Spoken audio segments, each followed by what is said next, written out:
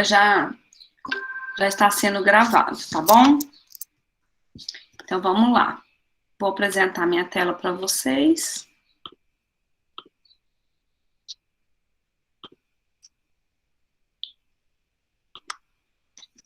Estão conseguindo ver?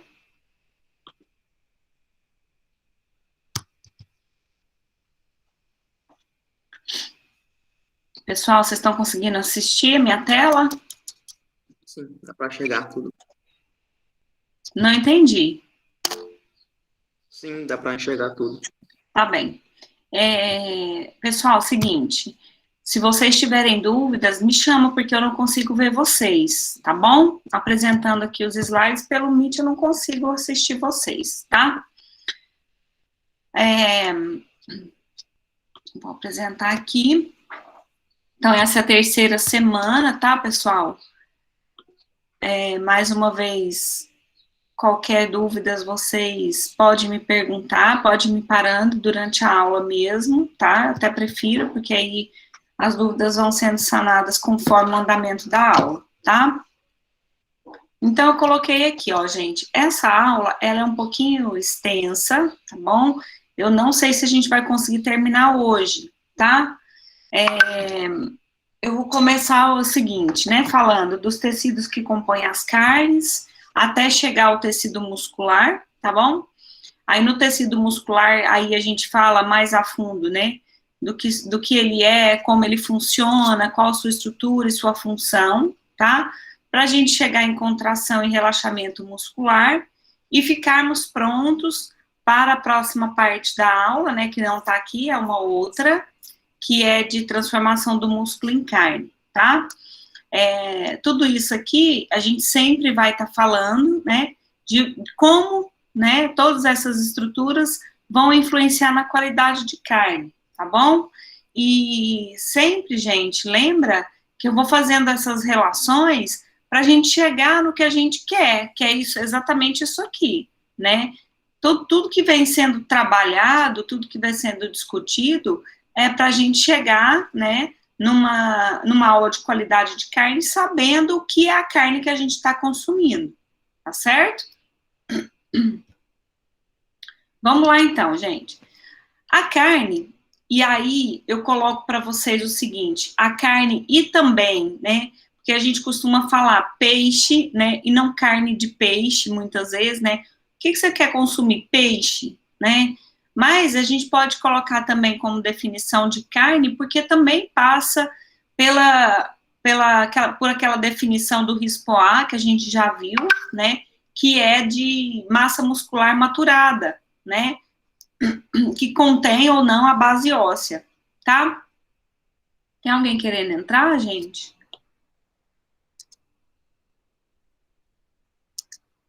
Deixa eu olhar aqui. O negócio é, quando alguém quer entrar e tá um pouquinho atrasado, eu tenho que parar a aula para ver. Acho que por enquanto não, né?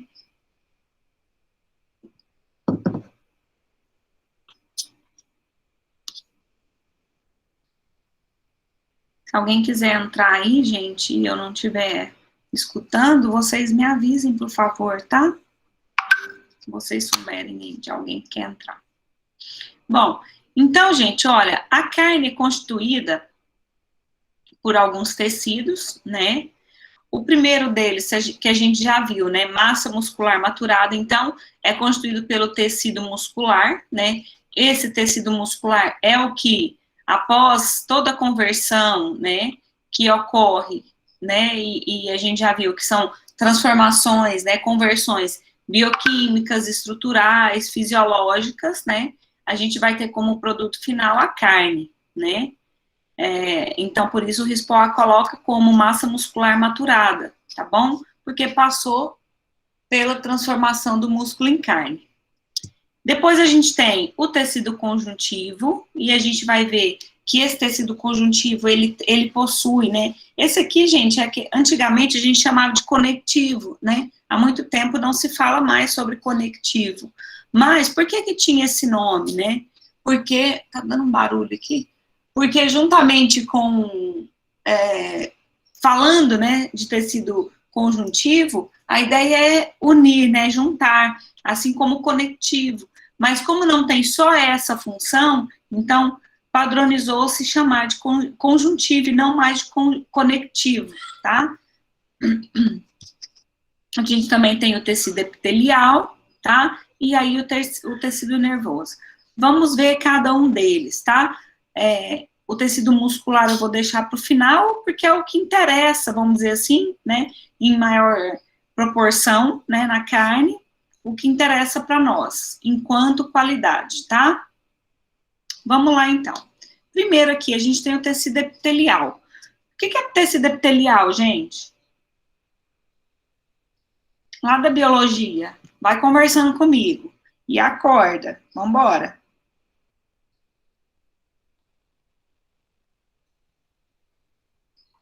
Tem alguém aí, gente? Tem sim, mas eu Hã? não sei exatamente qual que é esse tecido, não, professora. Alguém lembra o que é epitelial? Epitélio?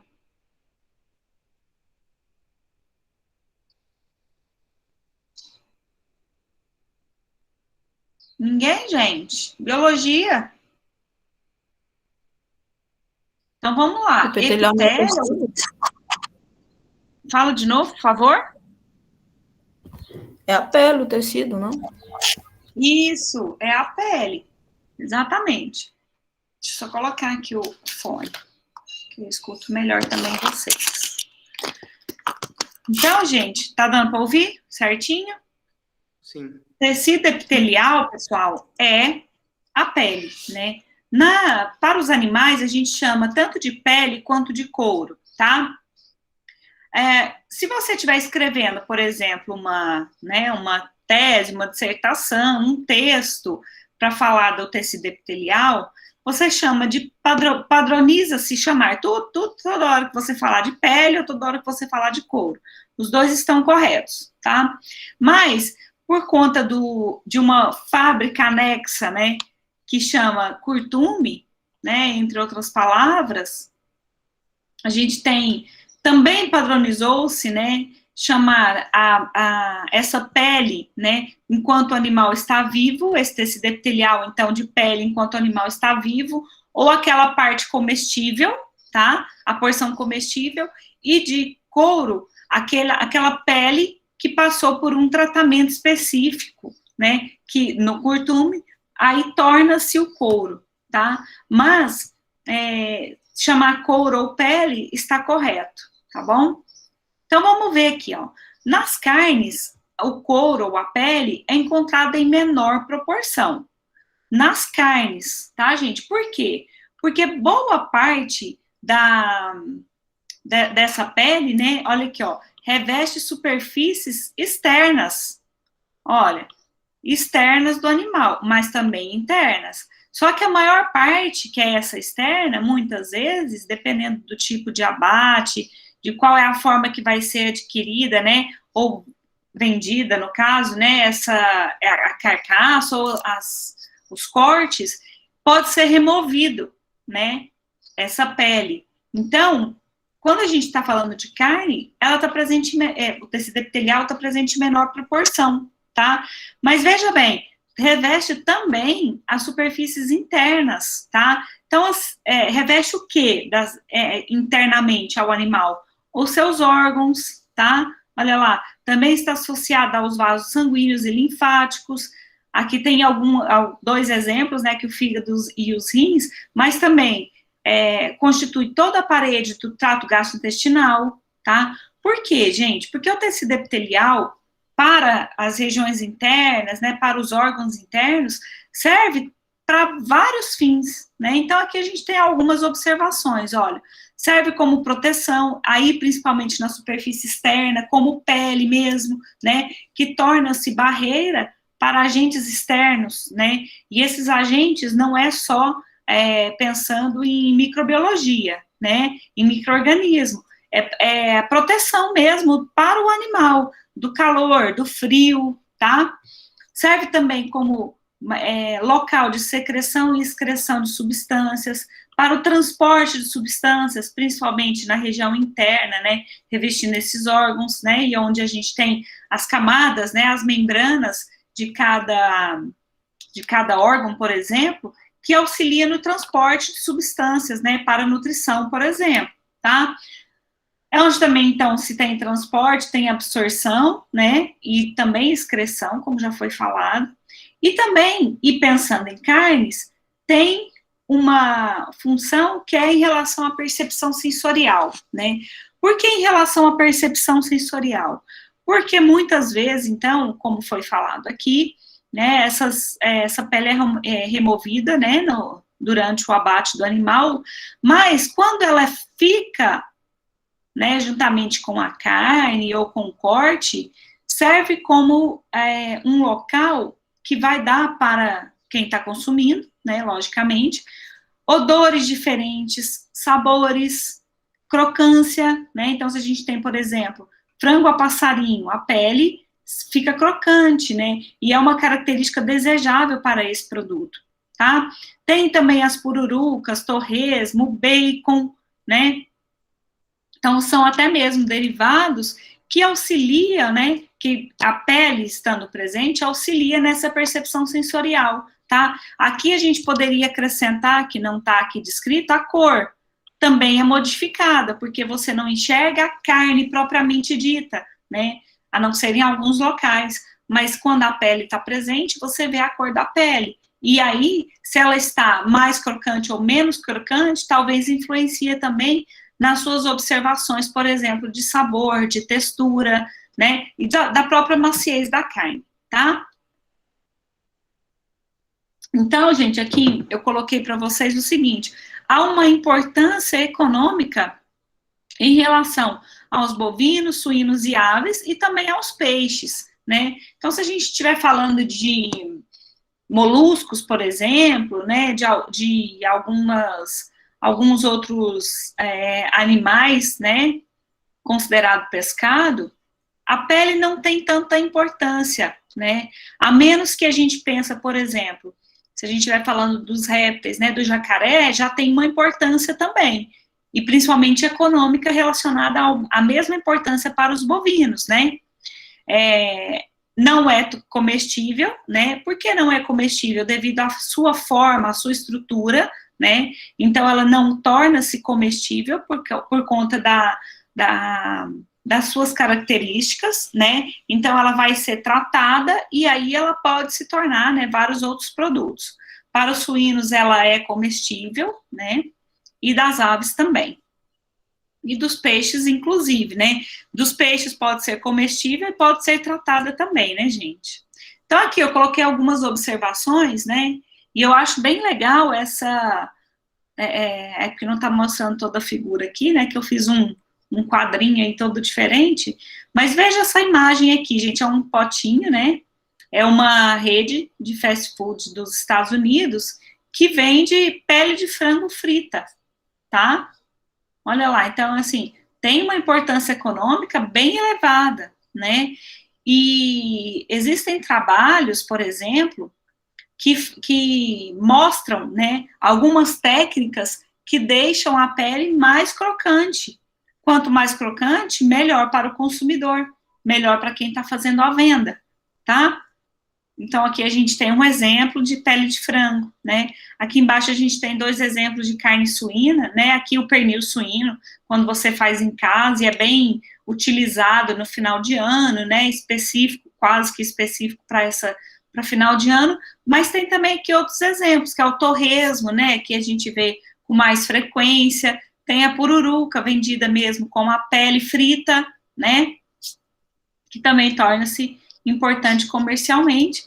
E aí a gente tem aqui outros 2 exemplos, né, pele de jacaré, pele de cobra, que hoje em dia, né, é utilizada e vendida, né, depois de pronto, manufaturado, né, industrializado, é vendido por preços bem variáveis, né, então varia aí de uma bolsa de 60, 70 reais, até, quando é de grande marca, até 19 mil dólares ou mais ainda, né? Então, assim, existe essa importância econômica, né, do couro ou da pele, que é comestível, então torna-se parte da carne, tá? Mas tem importância econômica também, que é para comercialização de produtos a partir do tratamento que é feito nessa pele, tá bom? Tem dúvida, gente? Quer fazer algum comentário? Tranquilo? Pode responder também, tá, gente? Tem problema não. Gente, aqui eu coloquei para vocês, né, para falar um pouquinho do tecido epitelial de peixes, é mais também como uma curiosidade, para a gente ver como essa pele é vendida, tá? A pele é considerada um subproduto, tá? Do abate de peixes. Muitas vezes, né, após o abate, é feito a retirada dessa pele, né? Por quê? Porque hoje em dia, um dos carros-chefes de venda das empresas que processam o peixe, né? Então, faz o abate, o que eles fazem? Eles vendem, então, vou colocar aqui o peixinho, né? Esse peixinho aqui ficou muito feinho, mas é um peixe, tá? Então, é feito aqui o corte, né? Retira-se a cabeça. Depois, o que é feito, né? Geralmente faz, então, a retirada da pele, né? Segura aqui no rabo, tira a pele, o que sobra? Vamos dizer assim, né? Sobra essa região aqui, ó, que geralmente é vendida sem pele, que é o filé, né? E hoje em dia, mais ainda, por uma questão de conveniência, né? E por uma questão de preferência dos consumidores, os filés estão sendo congelados em criogenia, de formas individuais, e provavelmente vocês já viram isso, principalmente para filé de peito de frango, né? Eles são congelados individual pela característica, né? Pela forma que o consumidor gosta de consumir, porque se você pega um filé, você quer jantar, né? Então você pega 1, 2 filés e boa. Ali no resto você fecha, geralmente está vindo em ziplock, né? A embalagem, fecha a embalagem, e aí você você não precisa descongelar tudo aquilo e voltar novamente para o congelador depois, né? Porque isso faz com que a textura, o sabor, a cor, a maciez seja alterada, né? E principalmente pode aumentar também o risco de contaminação, quando você descongela, né? E volta a congelar o produto carne, né? Ou a carne, nesse caso. Então, por uma questão de conveniência, é feita a retirada da pele para a venda do filé, né? E é a forma, como a gente já viu, né? É a forma que mais tem se consumido, né? Estados Unidos compra muito filé de tilápia sem pele do Brasil, né? A gente já tinha visto isso. Então, ainda é considerado um subproduto, né? E acaba que muitas vezes é um problema para o produtor, tá? Há mais ou menos quase 20 anos atrás, né? E agora alguém está pedindo para entrar, deixa eu dar uma olhada aqui. Eu tinha ido num abatedouro, na região, uma cidade bem próxima a São Paulo, né? E lá, naquela época, então, há quase 20 anos atrás, eles ainda estudavam uma forma, né? Bom dia, Patrícia, acho que só a Patrícia, né, chamou para entrar, vou voltar ali para a aula. Então, naquela época, gente, eles ainda estudavam uma maneira de utilizar essa pele de maneira mais eficiente, né? Então, veja, de 20 anos para cá, tem sido feito, né, muitos trabalhos e muitos estudos para o aprimoramento do uso dessa pele, não como esse problema, né, não como um problema para o produtor, né, para o abatedouro, né, mas agora como uma saída eficaz, né, para a melhoria da venda dos produtos, do que hoje não é mais subproduto, né, é um subproduto por definição, mas pelo preço de venda acaba sendo quase que um produto principal, né, e aí, olha, veja bem, fica em torno, né, a pele de 7,5% do peso de peixes, né, desses peixes que a gente conhece comercialmente, tá? Então, a pele acaba sendo, né, uma forma, né, e um aumento, um aproveitamento muito bom do subproduto, para aumentar a renda, né, do pessoal que aí trabalha com peixes, tá? Gente, alguma dúvida? Não, por enquanto não.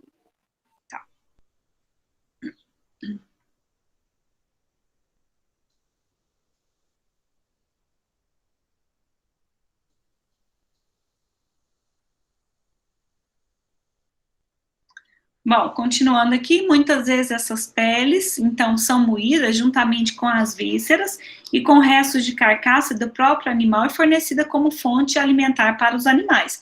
Veja, né? Hoje em dia, então, gente, né, não prioriza-se a venda das peles, né? Existem equipamentos para retirar, né, ou é feito manual, para retirar melhor essa pele, sem que ela estrague, né? A gente vai ver, né, logicamente, né, quando a gente pensa em animais, em relação à tilápia, né, mais conhecida, o bovino é bem maior, né, e produz muita quantidade de couro de uma vez só, ao passo que para a tilápia dar a mesma quantidade de couro, né, precisa de muito mais exemplares, né? Mas, de qualquer maneira, gente, veja, é muito melhor aproveitar para a fabricação de couro, muito melhor se for o caso, né? Aí vai depender muito do abatedor, né? Se ele tem para quem vende, logicamente, se não tem para quem vende, ele não tem o que fazer com essa pele, né? Então, ela pode ser moída ali junto com a carcaça para fornecer como fonte alimentar para os animais. Hoje em dia já não é uma alternativa, uma das melhores alternativas, tá? A elaboração do couro a partir das peles residuais da filetagem de pescados representa uma fonte alternativa de renda, que pode servir de matéria-prima para a fabricação, então, de carteira, biquíni, artefatos, né, de casa, então, alguma poltrona, né, sofá, eu acho um pouco mais difícil, mas também pode ser, né, por quê? Porque a gente não pode pensar que a gente vai comprar um pedacinho de couro, né, o que a gente pensa? A gente pensa que, ó, eu acho que tem uma, aqui, ó, tem uma forma de vender, né? Então, olha aqui, depois eu volto aquele slide.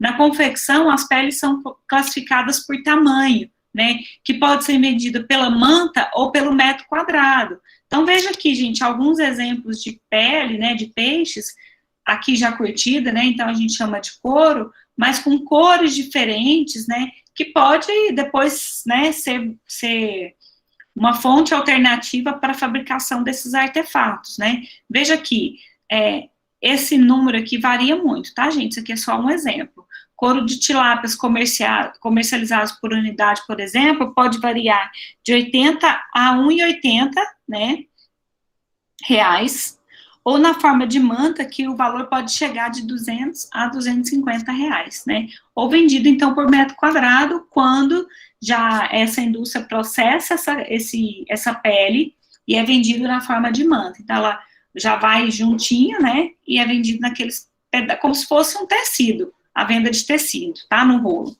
A pele é submetida a vários processos, né? Com utilização de produtos químicos. Aí, as etapas do processo que essa pele precisa passar, né, e os produtos químicos utilizados, gente, vai depender muito do tipo de pele, né, de qual a espécie animal e qual é o tipo de tratamento que vai se fazer nessa pele, tá? Preservando da putrefação, logicamente, né, esse é o grande objetivo, então tem que ser retirado todo e qualquer resíduo da carne, de algum outro tecido, como tecido conjuntivo, né, para não ocasionar o processo autolítico da própria pele, quer dizer, a perda, né, de qualidade da própria pele, ou ainda do ataque bacteriano, ou ainda microbiológico, tá? Tem dúvida, gente? Nos peixes, para os peixes, né, tecido epitelial, então, voltei aqui um slide, serve de barreira, né, e proteção para os peixes frente ao meio externo, né, é onde também permite que haja uma função fisiológica normal, interna, bem como proteção dos processos de enfermidades, né, isso, então, para o habitat que esses animais vivem, que é a água, né. A epiderme dos peixes apresenta múltiplas propriedades, dependentes da produção de secreções pela camada superficial, que apresenta importante função de lubrificação e proteção, impedindo a invasão e proliferação de micro-organismos patogênicos. Uma observação aqui, gente, em relação à lubrificação, provavelmente, né, a maioria aqui já pescou, já? Peixe? Sim. Já, né? Quando a gente retira o peixe da água, que você vai pegar no peixe, o que você sente na hora que você pega naquela pele?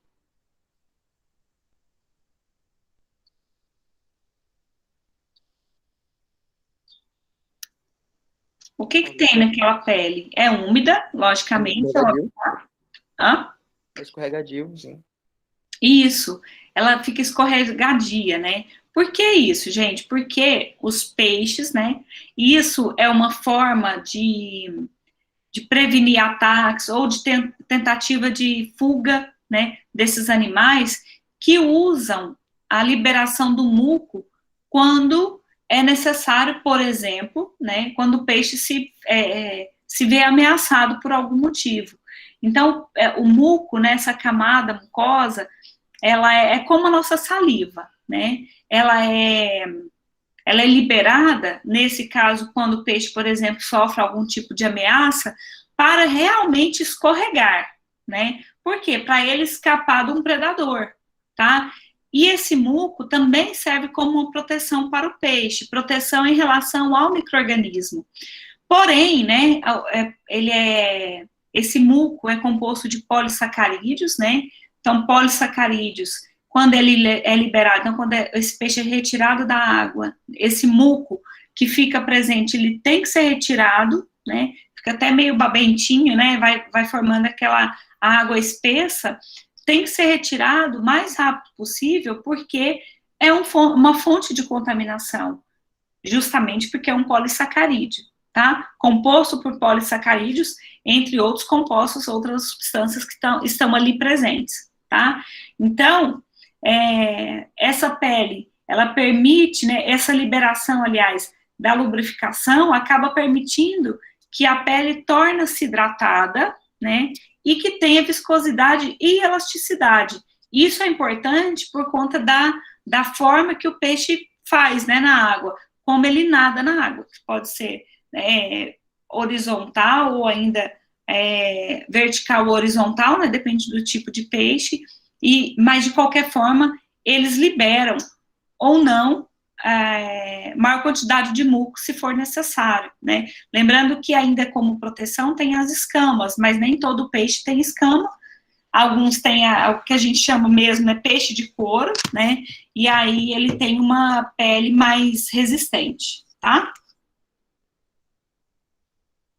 Aqui a gente já falou. Vamos finalizar a parte desse epitelial de peixes, né? As peles de peixe diferem das peles de mamífero por estarem cobertas de delgadas epidermes, que é o que eu acabei de falar, né? Que são as escamas, que não apresentam glândula sebácea, diferentemente do ser humano, por exemplo, né? Que apresenta. Existem diferenças acentuadas entre as peles das várias espécies de peixes, as quais necessitam de técnicas diferenciadas de curtimento. Como eu falei para vocês, né? Não é só entre as espécies de peixe, mas também entre outras espécies animais, que é o caso do bovino, né? Do couro de bovinos. Seja em tempo ou em quantidade de produtos, acréscimo de um ou mais produto químico, né? Até mesmo o acréscimo de etapas durante o curtimento, tá? Aqui, mais uma vez, só como curiosidade, né? Aqui está falando que alguns alunos, né, de cursos técnicos, fazem o curtimento e a gente consegue fazer de forma caseira, né, de pele de peixes, depois fabricam alguns produtos, né, e são vendidos depois em feiras, né, em pontos de vendas locais, tá, e vende e faz sucesso, né, tá. Aqui também como curiosidade, gente, diferentes tipos de peixe, né? E aí como é a sua pele, e aí que tem exemplos, né? O linguado, o piau, curimbatá, tilápia, outro tipo de tilápia e tucunaré. Então, todos os peixes que a gente quiser fazer, né, se for possível, realizar, passar por esses processos, a gente consegue obter o couro, tá? Então, é interessante que cada um tem um aspecto, né, e aí isso dá diferentes tipos de produtos depois, tá bom? Pessoal, alguma dúvida de tecido epitelial? Não, ficou bem claro. Tudo certo, né?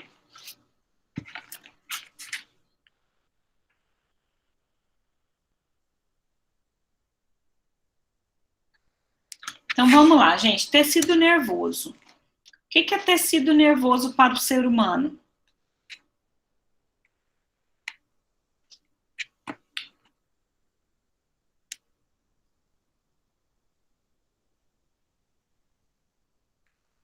Vocês estão dormindo ainda, gente? Vamos acordar? Bora, gente. Bom dia, bom dia. Tecido nervoso. O que é o tecido nervoso?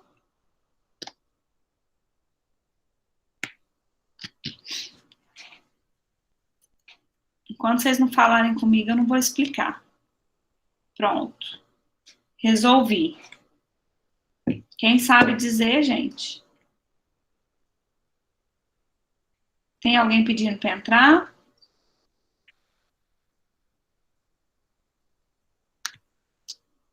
Deixa eu dar uma olhada aí.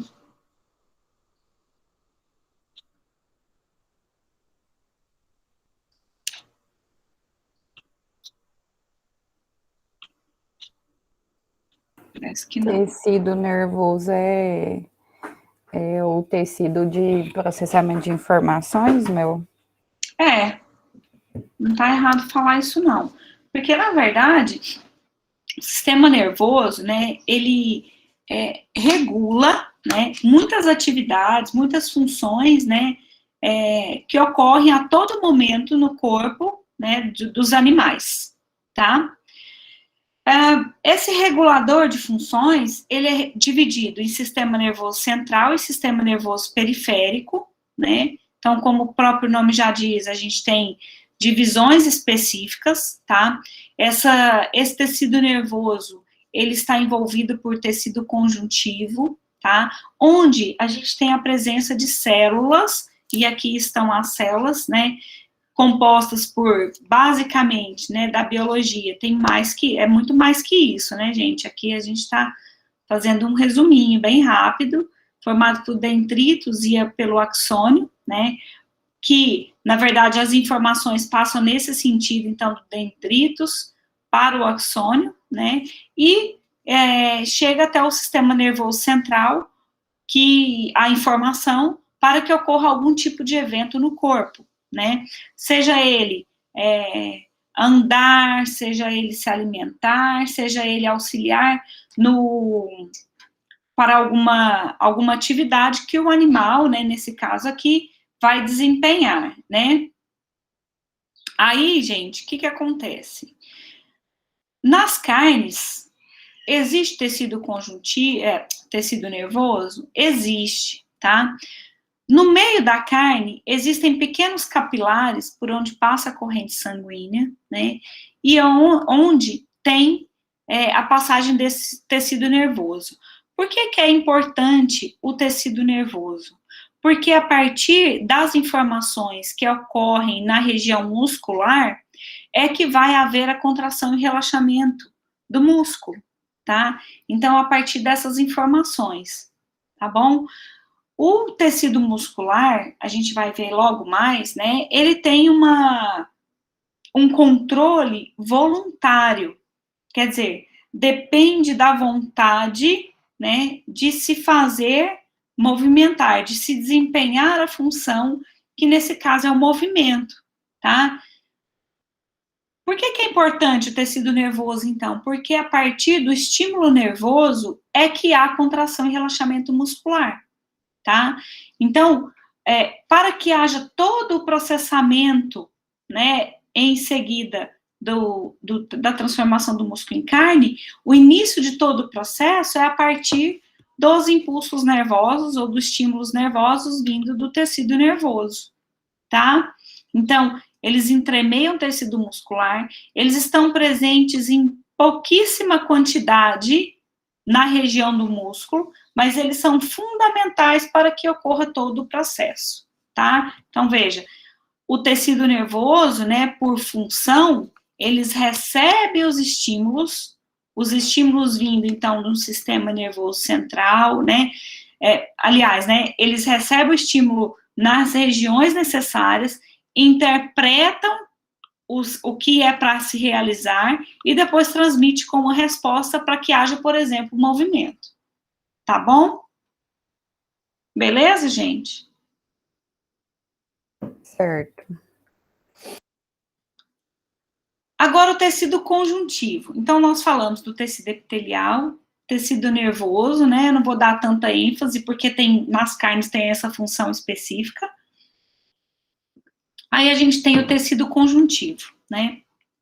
O que é o tecido conjuntivo?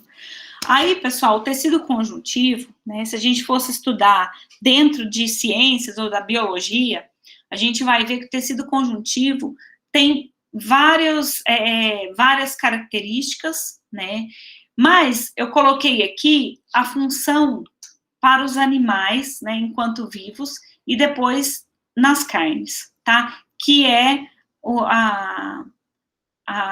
que são, né, o nosso motivo de estudo, tá?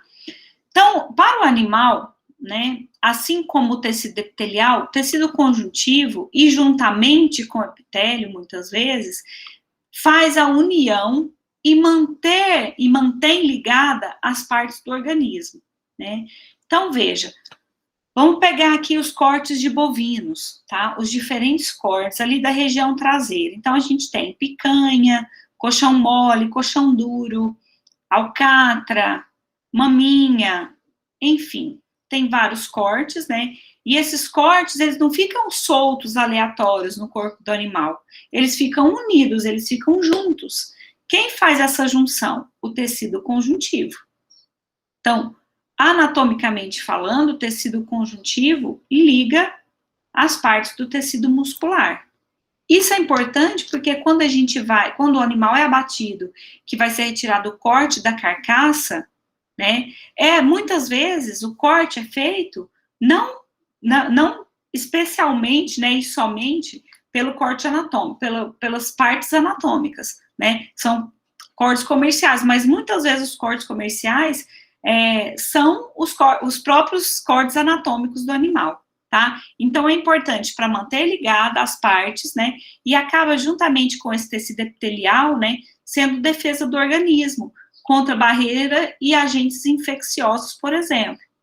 Também o tecido conjuntivo, né, todo o tecido conjuntivo do corpo do animal, né, e no início do seu processo de desenvolvimento, então ainda lá no tecido, como tecido embrionário, o tecido conjuntivo, um exemplar é o tecido cartilaginoso, que depois pode se dividir em tecido ósseo.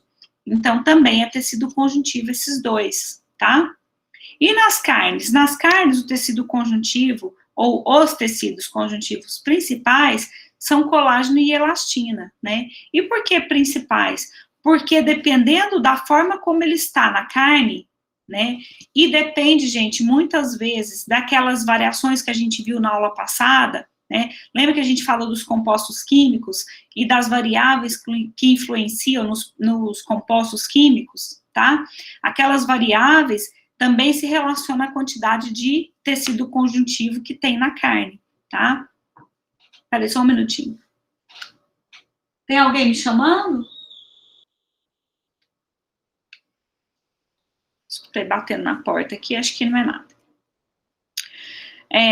Então, gente, muitas vezes na carne, né, como eu estava dizendo, esse tecido conjuntivo, ele vai dar características que às vezes é indesejável. Por exemplo, ou auxiliando ou prejudicando a maciez da carne, tá? Aí, gente, o seguinte, deixa eu passar esse slide aqui, eu vou nesse aqui, depois eu volto, tá? Como é classificado o tecido conjuntivo? Aqui a gente tem algumas classificações, né? Isso lembra que eu falei para vocês da biologia, tá? A gente não vai ficar falando de todos eles a fundo, tá bom? A gente tem o tecido conjuntivo propriamente dito, né? Que é o caso, por exemplo, lá que eu falei para vocês, do colágeno, da elastina. A gente tem o tecido hematopoético, que é o sangue, em outras palavras, né? A gente tem o tecido adiposo, que, na verdade, gente, é um tipo especializado do tecido conjuntivo, né? Como o nome está dizendo aqui, tecido adiposo, ele armazena gordura, tá? Aí a gente tem o tecido conjuntivo, também sendo como uma classificação do tecido conjuntivo cartilaginoso e o ósseo, tá? Para vocês entenderem, então. Voltando aqui, qual que é as características do tecido conjuntivo? O tecido conjuntivo é constituído por células, né? Assim dizendo, mas pode ser células e fibras, né? Constituído também de uma matriz extracelular. Então, veja, tem célula e uma matriz extracelular. Essa matriz extracelular, né, é um conteúdo aquoso, viscoso, aonde estão, lá da biologia, né, embebidos essas células, tá? Tem grande variedade de células e de matriz no tecido conjuntivo. Por isso, gente, quando a gente estuda só tecido conjuntivo, tem uma enorme quantidade de tecido para ser estudado, tá bom? Mas por que tudo é tecido conjuntivo?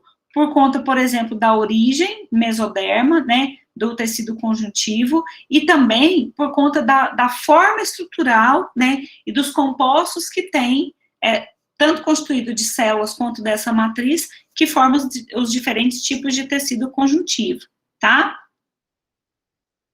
Aqui a gente já viu. Mas aí, como exemplo, a gente tem aqui, ó, os tipos de fibras extracelulares, né? Então, a gente tem células e fibras constituindo o tecido conjuntivo, tá? Aí, só para a gente lembrar, gente, as células, por exemplo, os mastócitos, lembra disso, da biologia? Leucócitos, tá? Cada uma com uma função específica.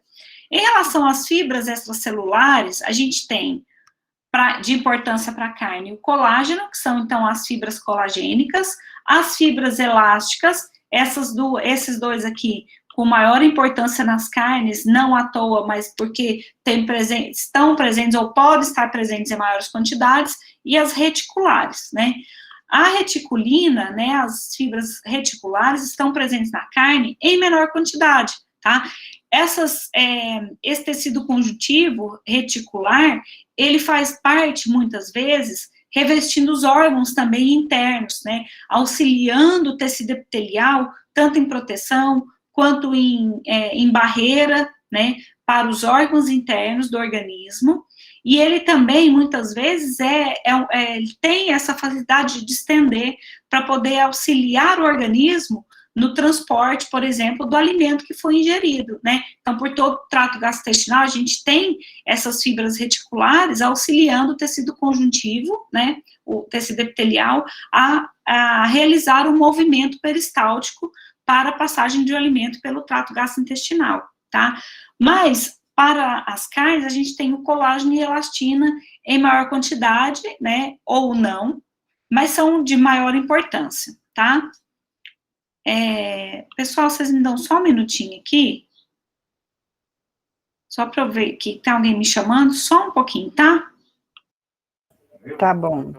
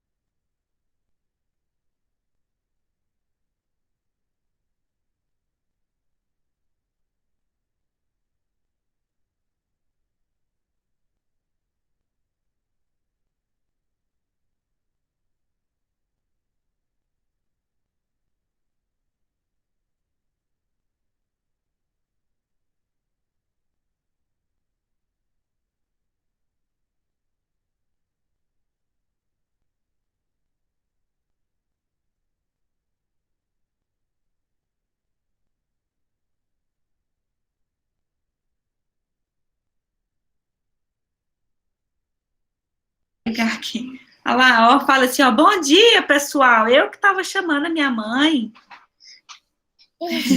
Ai, não, Manu, que coisa mais linda, gente. Esse, qual? Vai, qual? Dada. Pode tomar, Dada, aqui, ó. Toma, um pouquinho. Você devolve aqui mesmo, pra eu não dar certo. Tem hora que tem que socorrer, né, gente? Acontece. Como é que o Faustão falava? Quem sabe faz ao vivo. Vamos continuar aqui, gente. Estão vendo a tela? Sim. Então, vamos lá. Pessoal, então a gente tem aqui, né, como eu falei para vocês, sobre a quantidade, né, e a forma do tecido conjuntivo que está e que envolve toda a carne, né. Então, a gente tem em maior proporção, que pode estar em maior proporção, mas que menos em baixa quantidade pode influenciar na maciez da carne, é o colágeno e a elastina, tá? Veja bem, o colágeno, ele pode influenciar positivamente ou negativamente a carne, tá? Já a elastina, se ela estiver presente, ela vai influenciar negativamente, com certeza, tá? Por que que eu tô falando isso? Porque, pessoal, é a forma desse tecido conjuntivo, tá?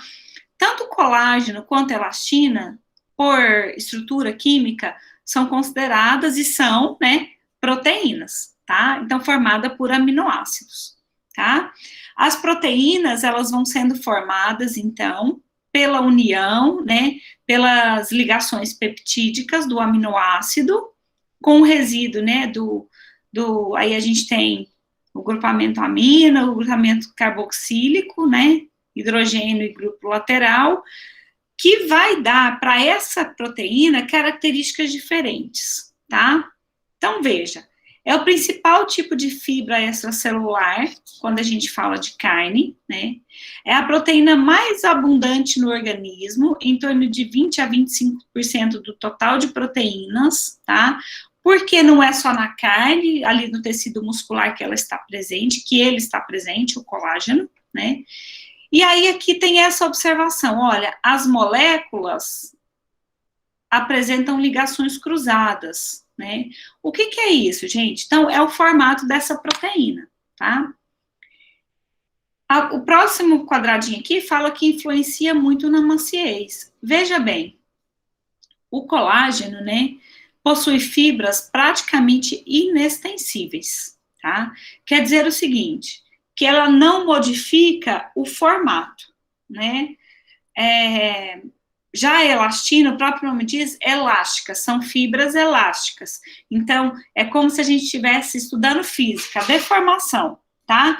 Quando a gente faz a deformação de uma mola, por exemplo, ela tem a deformação e tende a voltar para a característica original, né, pelo formato original.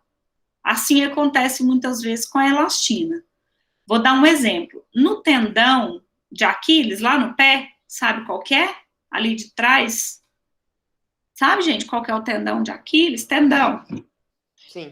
O que a gente tem no tendão? Grande quantidade de elastina. Veja o nome, diz, né? Elastina. É uma fibra elástica. Que, então, proporciona, por exemplo, na hora do movimento, a distensão, né, a deformação, e volta para o seu estado original, tá? Já o colágeno, a gente já viu, por exemplo, às vezes alguém fala assim, eu tenho estria, né, eu engordei muito, ou eu tive bebê, e aí eu tive estria. O que é estria? É o estiramento da pele, onde, entre outras partes, a gente tem colágeno. O colágeno não é extensível, então, quando ele rompe, ele não volta para o formato original, tá? Mas por que eu tô falando isso? Porque é uma característica da fibra. E o que isso influencia na carne? Influencia que essas fibras, né, de colágeno, quando você faz o tratamento correto, essas fibras, elas podem se tornar solúveis, tá? tá? Sob pressão, sobre alta temperatura, e aí formar gel. Já viu gelatina? Conhece gelatina, né? Sim. Então, o colágeno tem essa capacidade da formação de gel, dependendo do tratamento térmico que você faz na carne, tá? Às vezes, se você coloca uma carne na churrasqueira e tem grande quantidade de colágeno, e esse colágeno presente, ele está mais resistente. Como está mais resistente? Por conta da idade mais avançada do animal, às vezes você vai proporcionar ao consumidor uma carne mais dura, né? Por quê? Porque você não fez o tratamento térmico ideal para que se tornasse gel, tá? Em casa, às vezes, a gente faz as carnes de panela, né? O que é carne de panela? Às vezes é uma carne de um menor valor agregado para comércio, né? Por exemplo, o músculo, tá? E aí você tem os cortes de músculo, e quando você coloca na pressão em alta temperatura e deixa por um tempo nesse tratamento térmico, o colágeno vira gel. Então forma, sabe aquela partezinha mais grudentinha, que fica bem macia, bem melequentinha? Sabe qual que é, né? Nas carninhas de panela? Sabe, gente, o que eu tô falando?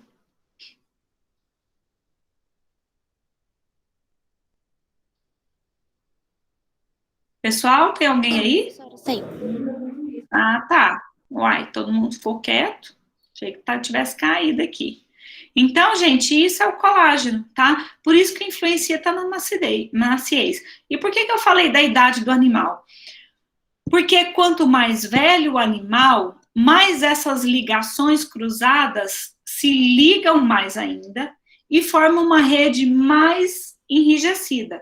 Então, imagina que a gente tem um tecido feito de tricô, tá? Só como um exemplo, tá? Então, você tem essas blusas de frio de tricô, forma uma traminha mais solta, mais larga, né? Se você pega um tecido mais elaborado, você chegar bem pertinho, você vai ver os quadradinhos, não vai? Só que você vê também que eles estão bem ligadinhos. É o que acontece com a idade do animal. Então, com a idade maior, mais avançada dos animais, né, essa rede de ligações, ela se torna mais enrijecida, mais fortemente ligada, porque começa a formar outros tipos de ponte entre os aminoácidos, e aí dá uma ligação mais rígida.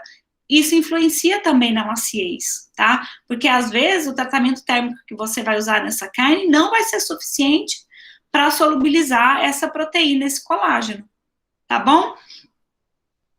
Tem alguma dúvida, gente? Quando o pessoal aí, ó, da zootecnia, pessoal da veterinária, né, quando se trata de colágeno, de qualidade da carne, em questões de vestibular, em questão de ENAD, né, de provão, nas questões até mesmo do Enem, de concurso público, muito se coloca sobre esse tecido conjuntivo, tá, gente? Pela influência que ele produz na maciez da carne. Porque hoje, o que a gente espera? Quando a gente fala de qualidade de carne, né, o que o consumidor quer? Depende, né? Depende de qual é a carne que ele compra. Mas ele quer comer uma carne macia, né? Não quer uma carne sola de sapato. E é influenciada por esse tecido conjuntivo, tá? Esse tecido conjuntivo, então, colágeno, ele também está presente grandemente nos tendões e ligamentos, juntamente com a elastina, tá? E muitas vezes ele dá uma coloração diferente, né? Mas, tornando-se transparente em menor quantidade, né? Mas mais esbranquiçado ou mais amarelado, dependendo da quantidade de elastina também, fica mais escuro, não torna-se transparente como no início de todo o processo, tá? O colágeno, ele é constituído por glicina, né, 1/3 do total de aminoácidos, e de prolina, hidroxiprolina, o outro 1/3, tá?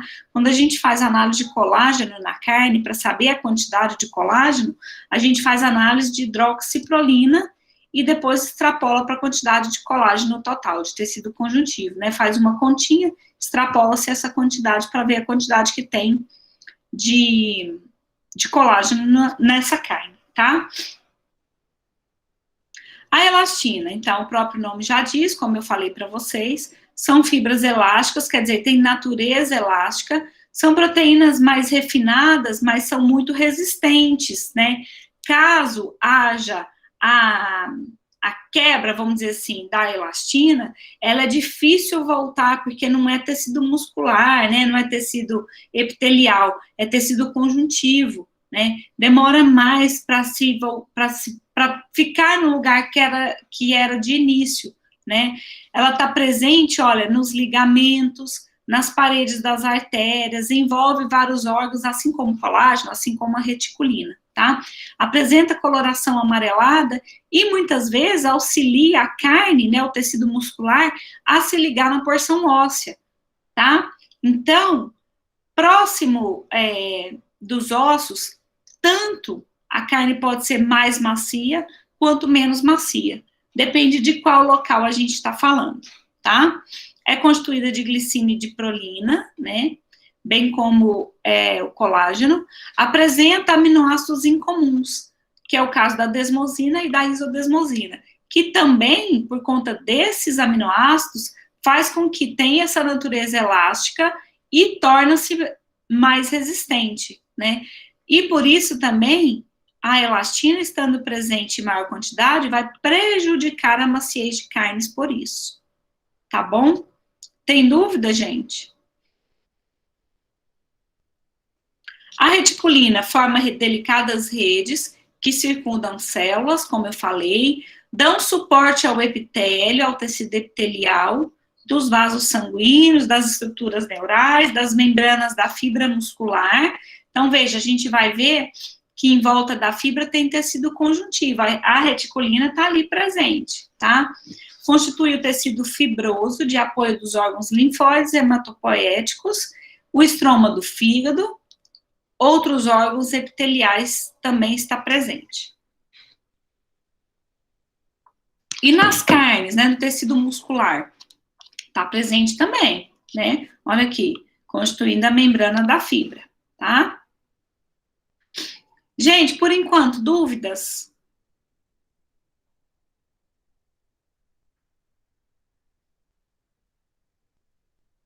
Quer fazer algum comentário, pessoal?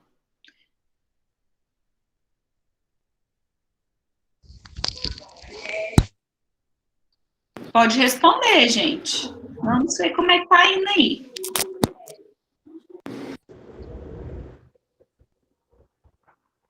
Bom, então vamos continuar. Falei para vocês que a gente não vai ver todos os tecidos e tipos de tecido conjuntivo, tá? Mas um deles, que é o tecido adiposo, a gente tem que falar porque está presente, né, nas carnes e influencia vários aspectos da qualidade, tá? O que é o tecido adiposo? Na verdade, o tecido adiposo, então, é um tipo especializado de tecido conjuntivo, tá? Um tipo especializado de tecido conjuntivo. Por que especializado? Porque nesse tecido adiposo predomina as células adiposas, ou que a gente também conhece como adipócitos. O que são os adipócitos, então? São células capazes de armazenar lipídio, de armazenar gordura, tá? Isso para a carne é extremamente importante, tá? Por quê? Porque é através da gordura, muitas vezes, que a gente tem sabores diferentes na carne, que a gente pode ter uma carne que foi passada por um processo de maturação industrial, que vai desenvolver sabor, odores, né, cor diferente na carne, e aí a gente tem que lembrar que também influencia, a gordura, na verdade, ela influencia na carne, porque quando ela está presente, a gente sente a maciez. Então, o tecido adiposo. Veja que eu não estou falando do colágeno e elastina, tá? E para o animal, é um reservatório de energia, né, que desempenha fatores importantes para a função energética do corpo, né, dos animais. Aí, juntamente com essa função energética, a gente tem principalmente, né, como reservatório energético os carboidratos, tá? Mas a gente tem também o tecido adiposo que entra nesses altos valores energéticos do corpo, tá? Faz a modelação do corpo do animal, e isso é importante para a venda, principalmente de reprodutores, né? Quando o pessoal vai comprar o animal, vocês aí da zootecnia já devem ter ouvido falar bastante da modelação do corpo do animal, né? E essa modelação vai ser diferente, né? De acordo, então, com o acúmulo do tecido subcutâneo, tá? Então, é uma região que a gente observa na carne, que é a gordura subcutânea, porque ela faz a modelação do corpo do animal, e isso é influenciado, então, pelo tipo de animal, pela genética, pela raça do animal, tá? Preenchendo toda a camada logo abaixo do tecido epitelial, então a gente tem essa gordura subcutânea, né, que faz essa modelação do corpo, mas também está presente em muitos cortes, tá? Que são os cortes que estão mais na região periférica do corpo do animal, tá? O tecido adiposo também, ele, assim como qualquer outro tecido conjuntivo, preenche os espaços entre os tecidos, né? Então, faz o preenchimento de locais onde pode estar presente algum espaço, né? Que não tem nada ali presente, então vem e faz o preenchimento daquele local, né? Veja bem, gente, em relação ao tecido adiposo, né? Não somente pela raça, mas por indivíduos, né, de animais de maneira individual, deve ser observado como esse tecido adiposo está presente, tá? Por quê? Porque a gente vai ver que uma forma do tecido adiposo é preenchendo os espaços entre a fibra muscular, tá? Pode ser mais fácil ou mais difícil esse preenchimento. Vai variar, né, esse preenchimento, a quantidade de gordura entre os espaços do tecido muscular vai variar de acordo com raça, sim, tá? A gente já comentou que Bos taurus, né, então as raças taurinas têm predisposição a acumular gordura intramuscular, né, ou chamada de gordura de marmoreio, mais facilmente, mas depende também de cada indivíduo, né? Então, não deve se generalizar a gordura, né, de marmoreio num lote, por exemplo, que você vai adquirir, né? Se você quer adquirir um lote pensando que é raça taurina, né, e vai ter, sim, a gordura de marmoreio, não, você não pode ter essa certeza. Só teremos essa certeza, por exemplo, fazendo uma análise de ultrassom, né, e verificando se há célula adiposa naqueles locais. Se há célula adiposa, então você provavelmente vai ter um tecido muscular que há presença de gordura, tá? Intramuscular. Aí, continuando, gente, também é um recurso anti-choque para os animais, né? Torna-se uma barreira ao isolamento, né? Uma barreira térmica para os animais, principalmente de locais frios, né? E, com certeza, né, se faz um isolamento térmico como fonte de calor, tá? Então, aqui, só para a gente enxergar um pouquinho, o que é célula adiposa? Então, são essas células que estão túrgidas, né, e essa turgicidade é em relação à quantidade de lipídio dentro da célula, tá, porque acumula gordura, e aqui a gente tem outras redes aqui sendo constituída por tecido conjuntivo, tá?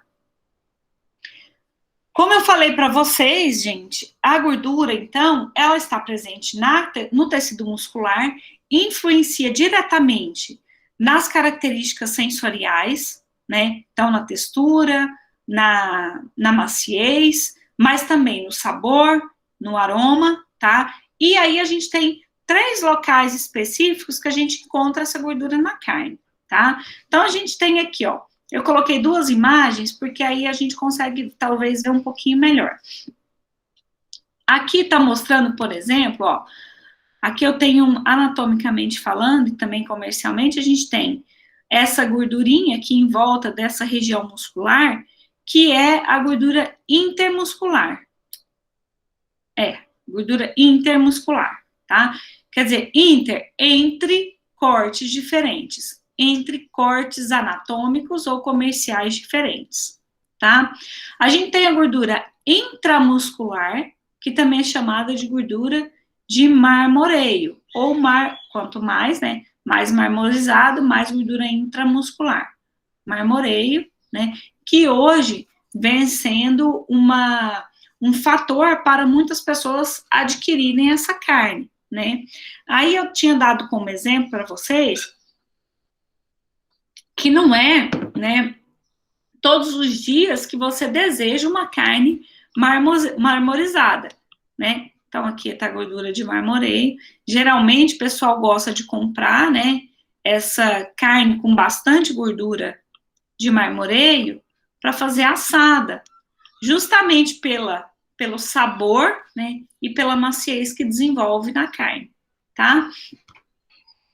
E aí a gente tem também, aqui nessa imagem tem, né, a gordura intramuscular, a gordura intermuscular, né, entre os músculos, e aqui também mostra, nessa seta aqui, ó, a gordura subcutânea.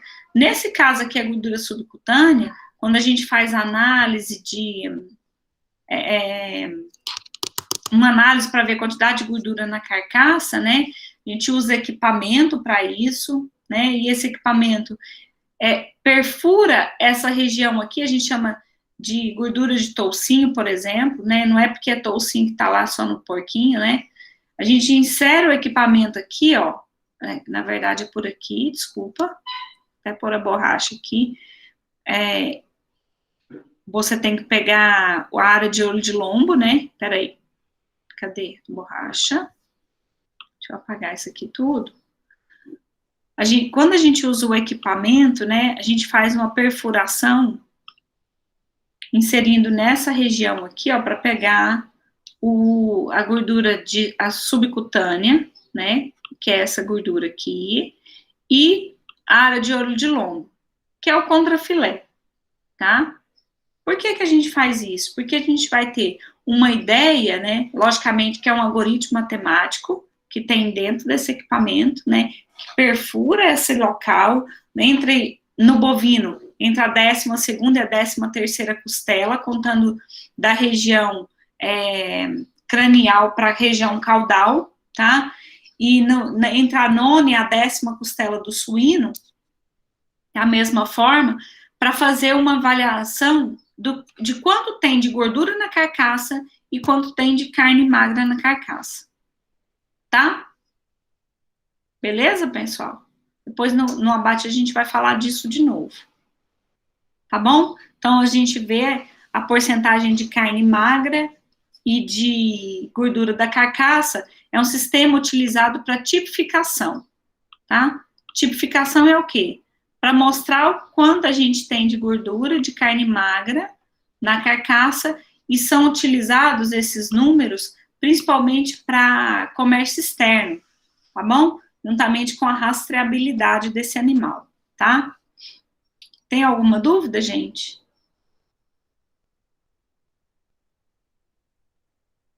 Não? Aqui, então, continuando o tecido conjuntivo, a gente tem o tecido conjuntivo de sustentação. Os exemplares são cartilagem e ossos, né, que são elementos de suporte para o esqueleto do animal. No desenvolvimento embrionário é fundamental, porque no desenvolvimento inicial é constituído tudo de cartilagem, depois que a gente tem a fabricação, né, a produção do tecido ósseo. A maior parte do esqueleto se origina em forma de cartilagem, mais tarde se converte em osso, que é isso que eu falei agora. Os ossos e as cartilagens são importantes para a avaliação da idade do animal, ou melhor, da maturidade da carcaça.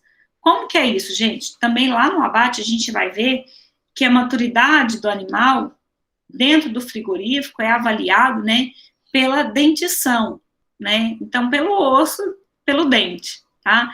Então, lá no bovino a gente tem a dentição inferior, né, onde é observado o tamanho, né, em relação a todos os dentes já formados do animal, para a gente ver maturidade, idade da carcaça, né? Logicamente que não dá para falar assim, esse animal aqui tem 2 anos de idade, mais 20 dias. Não, a gente faz uma média. Então, ele tem, por exemplo, 2 anos, ou 2 anos e meio, ou 3 anos e meio ou mais, tá?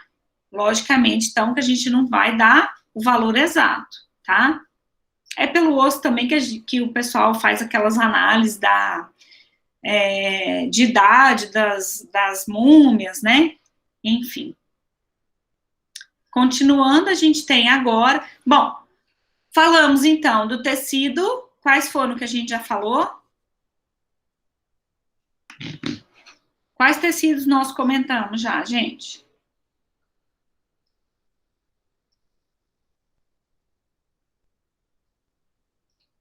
Tem alguém aí? Tecido nervoso. Tecido nervoso, tecido adiposo. Vamos lá, gente. Tecido epitelial, tecido nervoso, Conjuntivo.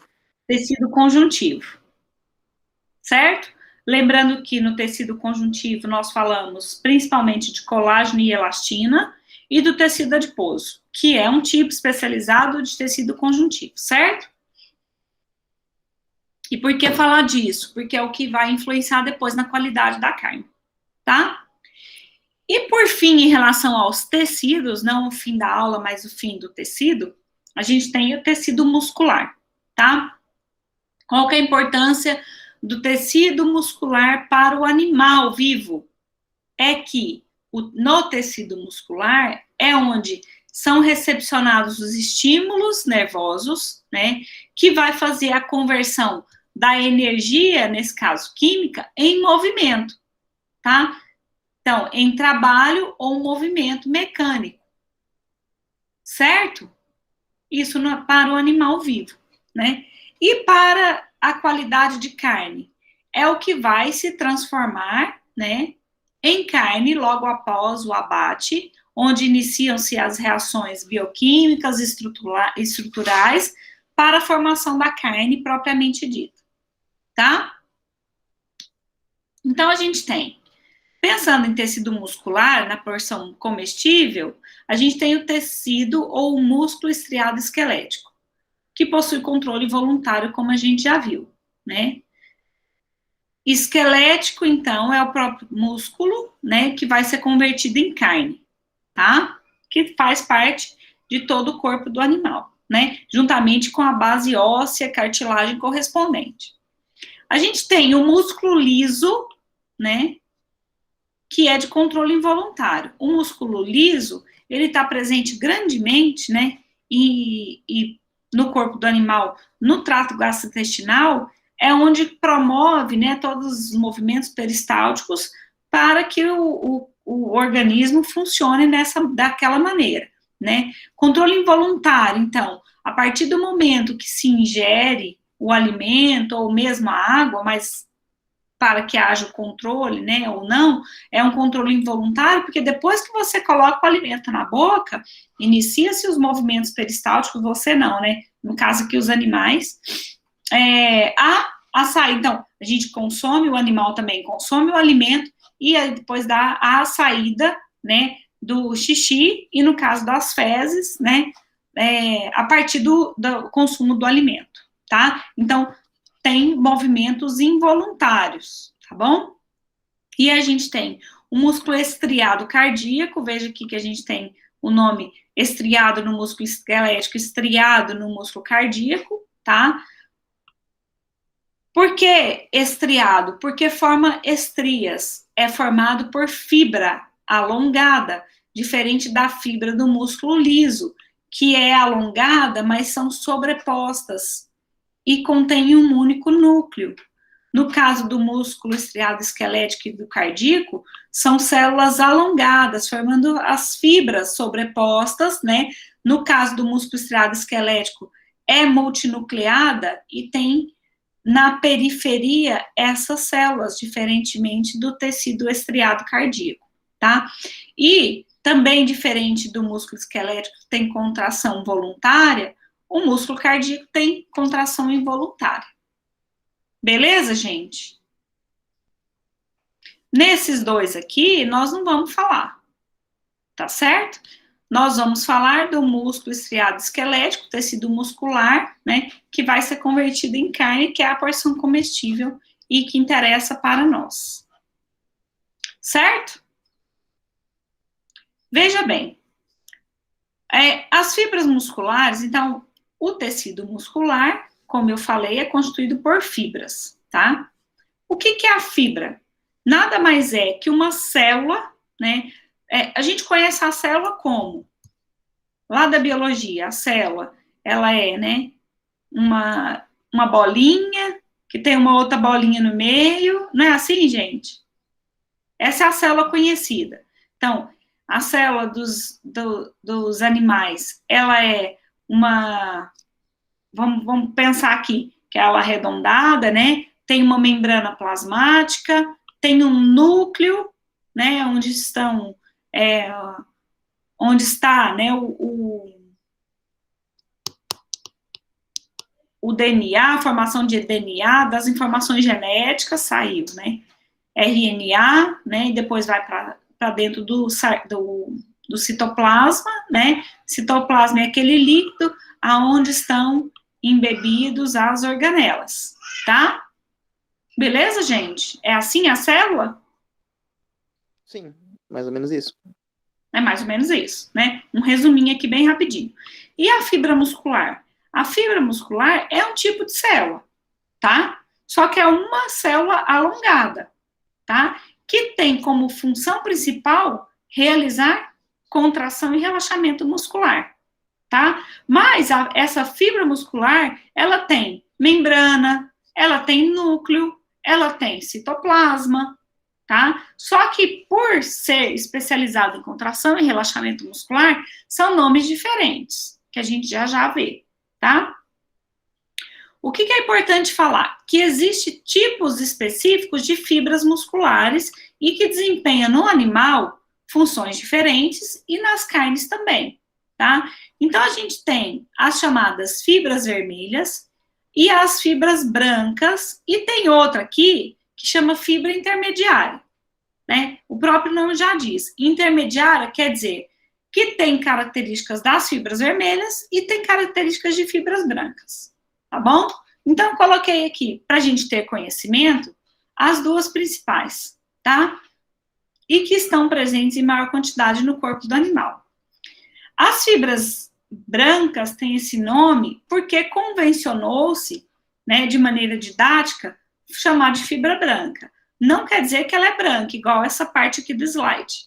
E nem quer dizer que essa fibra vermelha é só vermelha, tá? Dessa forma aqui. Bom, a fibra vermelha, ela é mais vermelha que a fibra branca, tá? Mas as fibras brancas também têm uma coloração avermelhada, tá bom? Esse é o primeiro ponto. Segundo ponto, por que a gente chama de fibra vermelha? Por conta da alta quantidade de mioglobina presente fazendo a constituição dessa fibra, tá? Quem que é a mioglobina, gente? O que é a mioglobina que eu já falei para vocês? Quem vai lembrar? O que é a mioglobina, pessoal? Tem que estudar, meu povo. O que é mioglobina?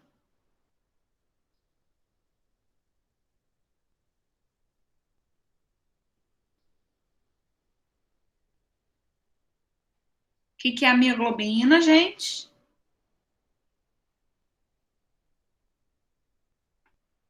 É uma proteína. É uma proteína, ok. É uma proteína terciária, certo? Que tem no seu núcleo, na parte central da sua molécula, o quê?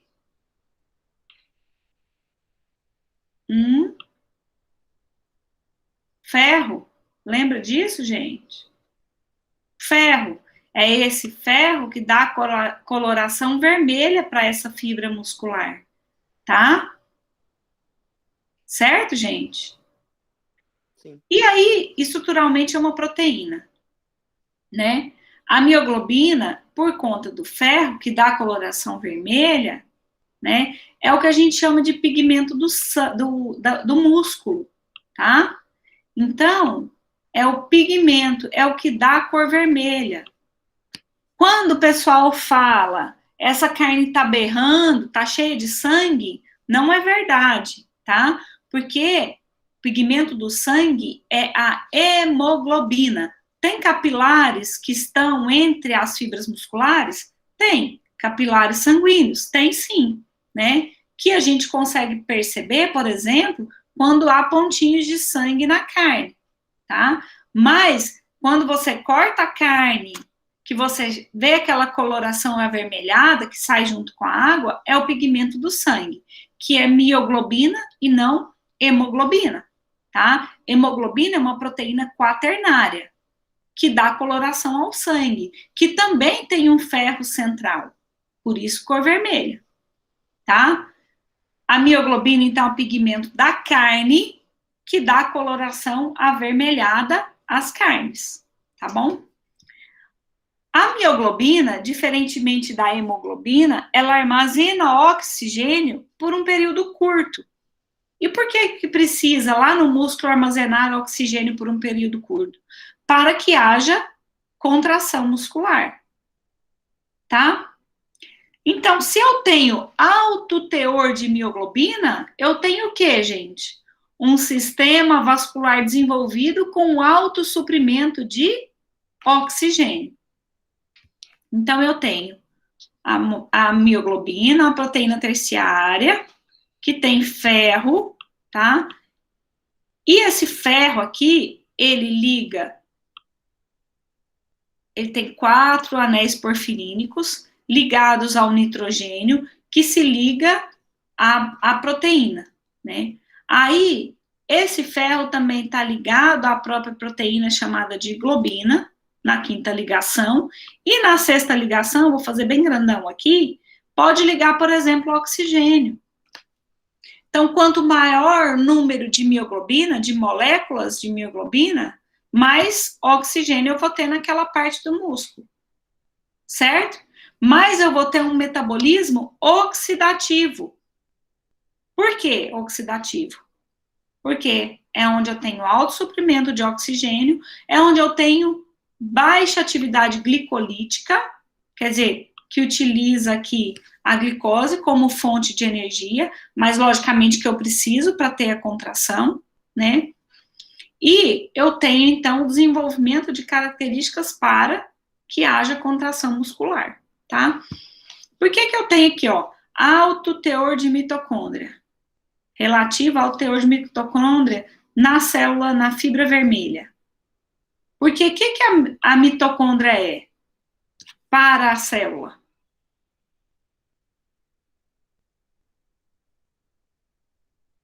Quem lembra?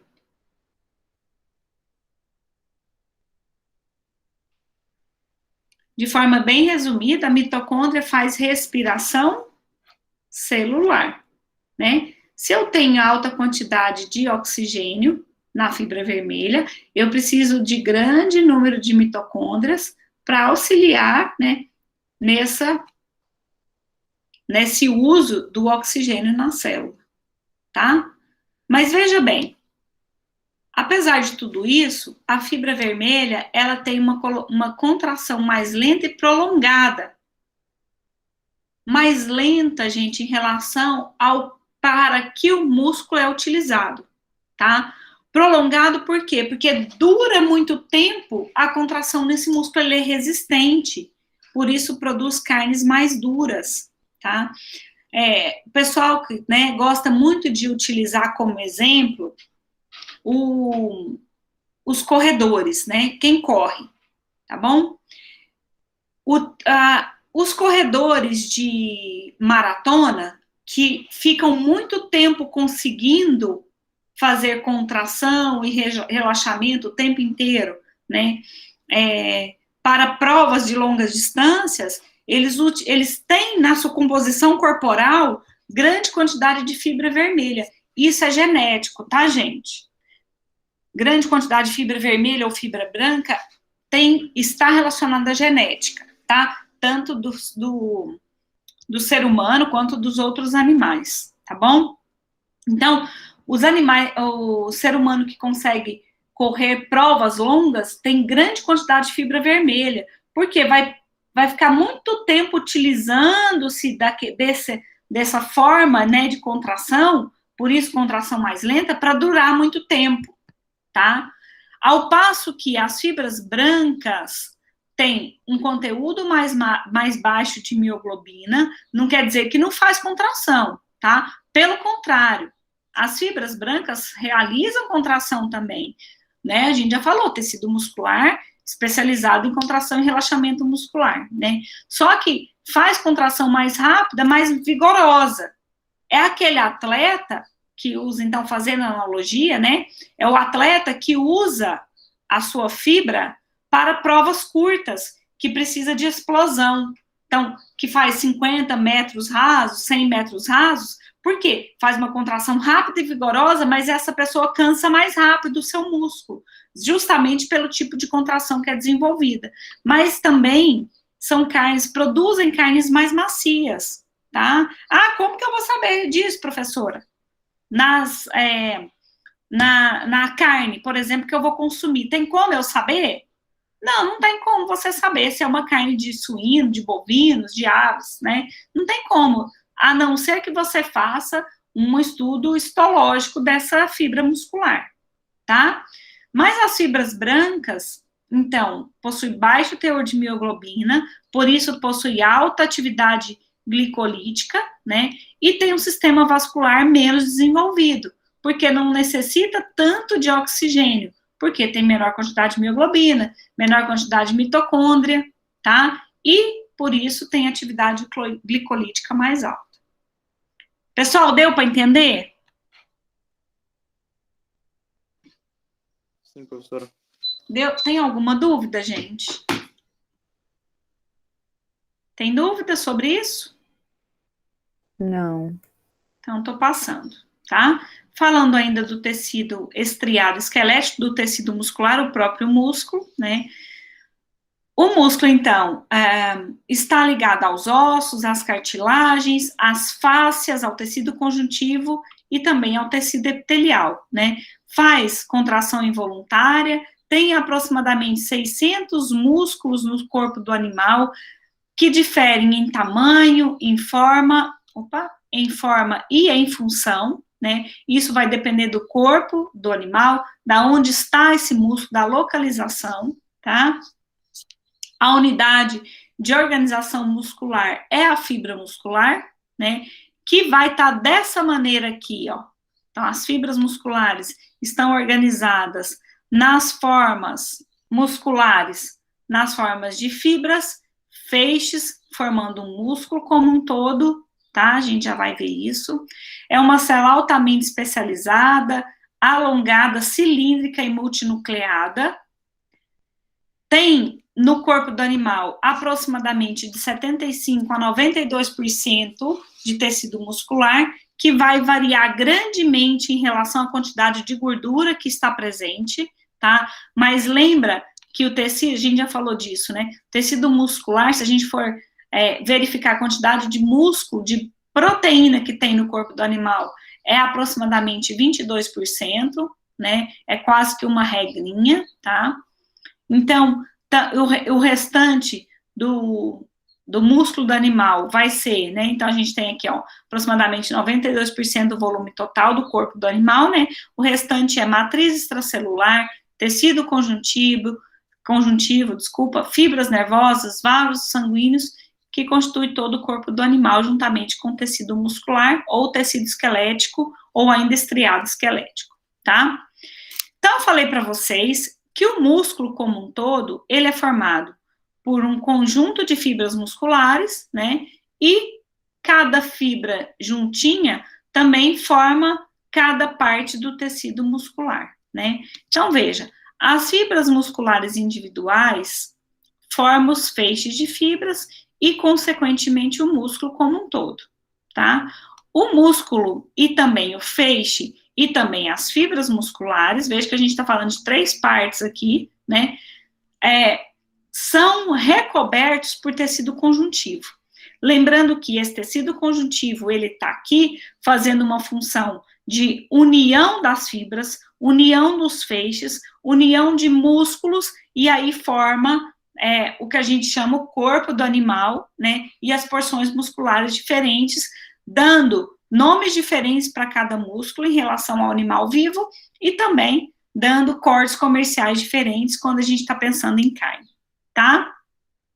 Vai ter características de qualidade diferentes também, dependendo da localização dessa porção muscular, né? Geralmente, os músculos que desempenham uma atividade mais intensa vai dar uma quantidade menor de gordura, vai ter menor quantidade de gordura acumulada naquela região, mas também pode desenvolver uma carne mais endurecida, tá? Mais rígida.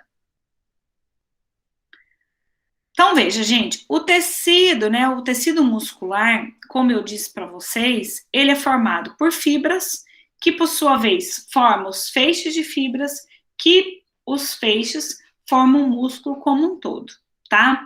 Então, veja bem, o músculo como um todo, aqui é só um pontinho, né, é recoberto pelo tecido conjuntivo chamado epimísio, tá?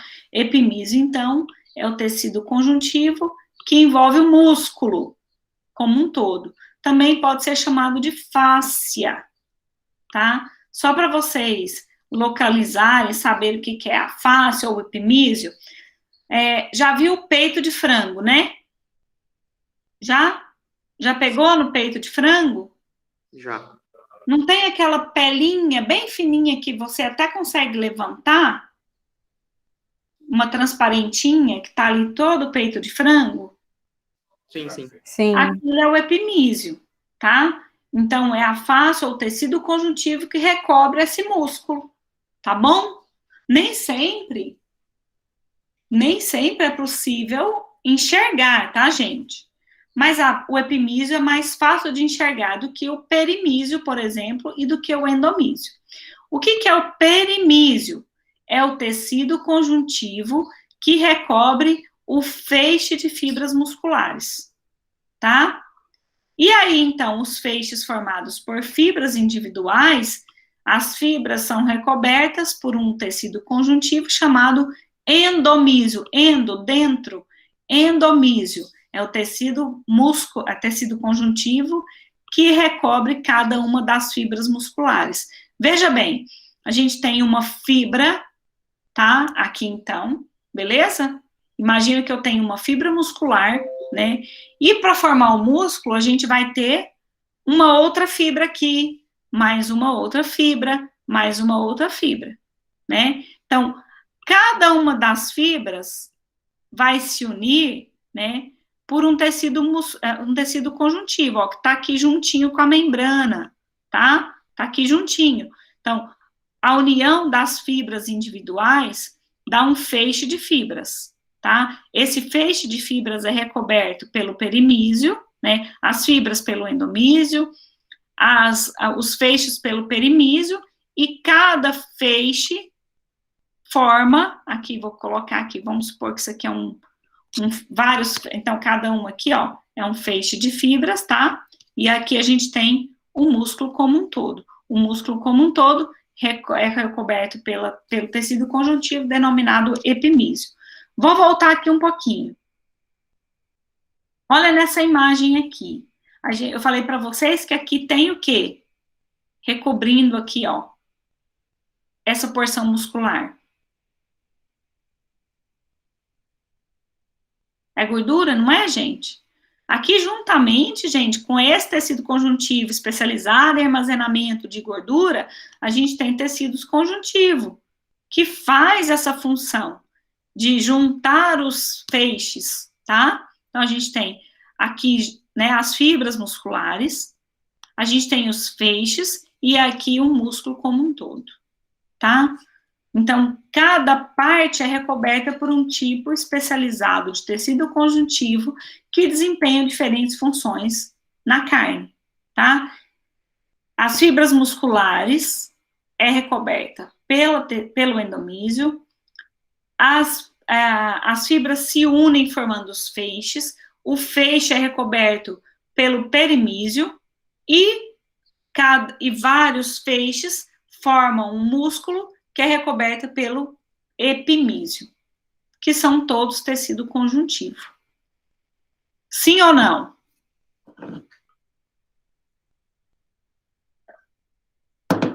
Responde, gente. Sim?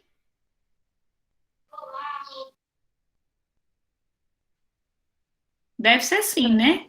Quem cala consente, diz o ditado, né, gente? Veja aqui, pessoal, nessa imagem. O que a gente tem aqui, olha? A gente tem, mostrando aqui, ó, uma fibra muscular, tá? Nós vamos ver que existe na fibra partes menores, tá vendo cada pontinho desse aqui ou não? Tá conseguindo enxergar?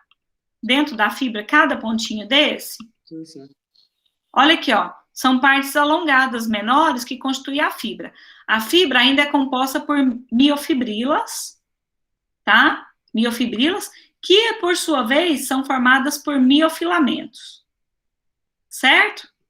Então, o tecido muscular não é tão simples assim, tá? Então, a gente tem os miofilamentos, que seria a menor parte, formando as miofibrilas, que formam a fibra muscular, tá? A fibra muscular é recoberta, olha aqui, ó, pelo endomísio, tá vendo, gente? Cada fibra muscular é recoberta aqui pela parte mais clarinha, pelo endomísio. Olha aqui ele também, ó. Tá dando para ver? Endomísio. Então, a gente tem fibra muscular, muscle fiber, tá? Fibra muscular recoberta por tecido conjuntivo chamado de endomísio. Ok?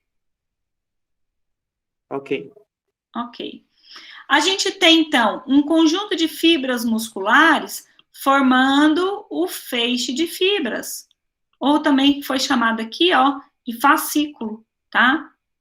É recoberta por outro tecido conjuntivo, tá aqui ele, ó, que é o perimísio, tá? Então, aqui a gente vê aqui, ó, formando cada feixezinho aqui, a gente tem o perimísio, ou fascículo, tá bom?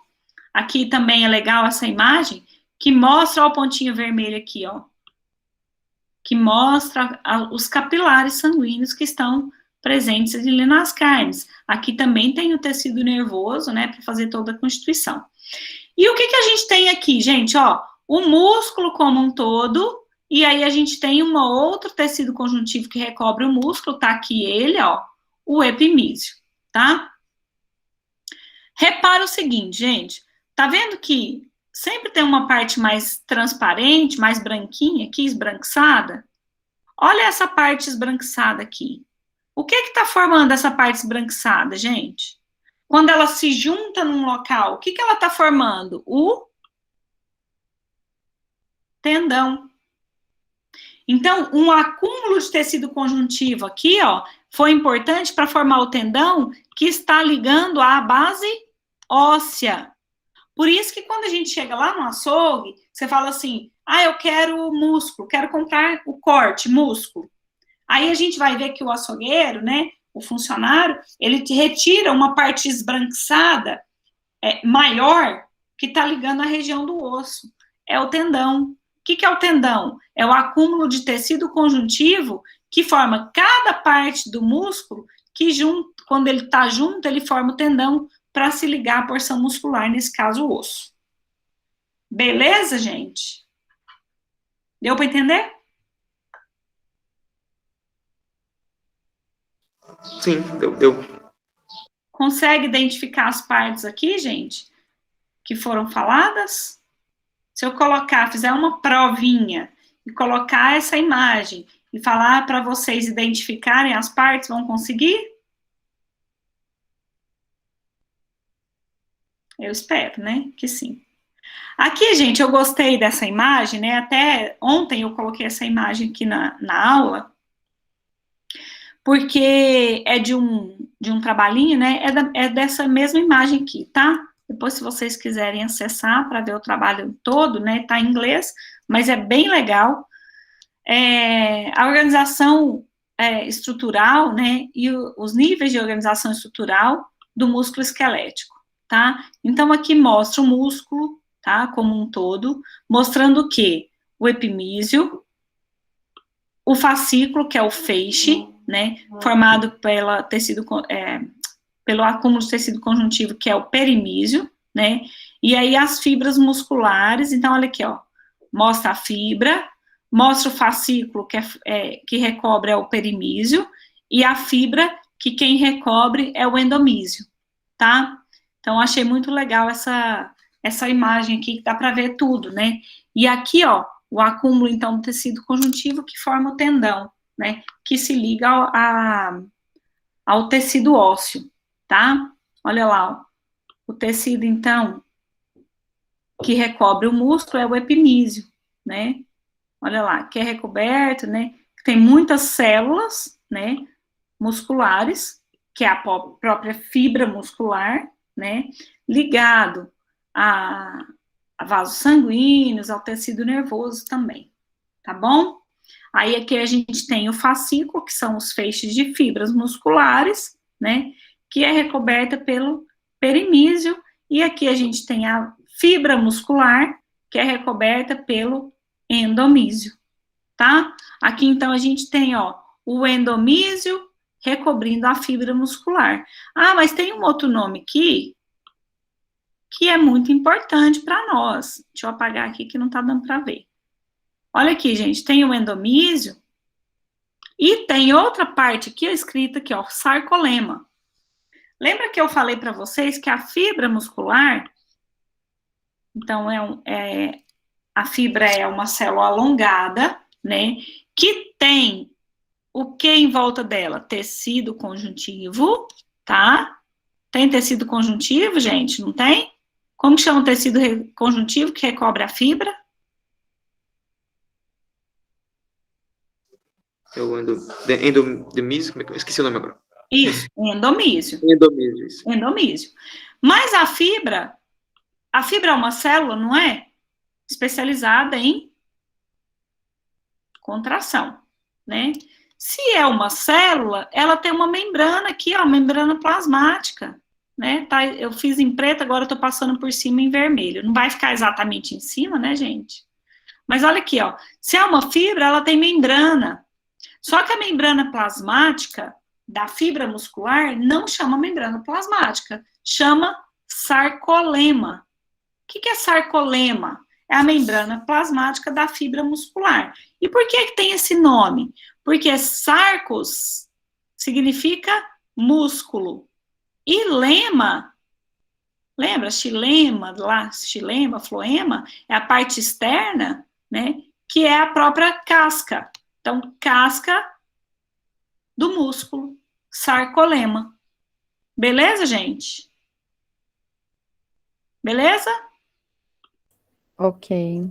Ok? E aqui a gente ainda vê, ó, uma porção menor que é a miofibrila, tá vendo, gente? Então, as fibras musculares, aqui dentro da fibra, tem outras partes menores alongadas, que são as miofibrilas. Miofibrila é a fibra do músculo, tá? Olha aqui, ó, as miofibrilas, ou fibrilas, né, é uma organela compostas por miofilamentos, certo?